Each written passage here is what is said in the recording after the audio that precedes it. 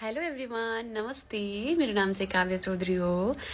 म चाहिँ हजुरको सामु एउटा सानो इन्फर्मेसन लिएर आएकी छु। त्यो इन्फर्मेसन चाहिँ स्किन सम्बन्धी हो है त।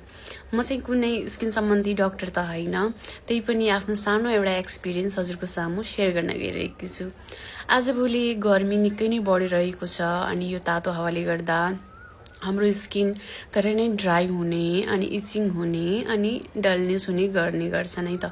यो समस्या आइपर्दा कुन चाहिँ क्रिम युज गर्दा राम्रो हुन्छ र बेनिफिट हुन्छ भनेर भन्न गइरहेकी छु है त। यो चाहिँ बोरोलिन हो है त। यो बोरोलिन एन्टिसेप्टिक आयुर्वेदिक क्रिम हो। यो चाहिँ सबै मेडिकल स्टोरमा एभाइलेबल हुन्छ।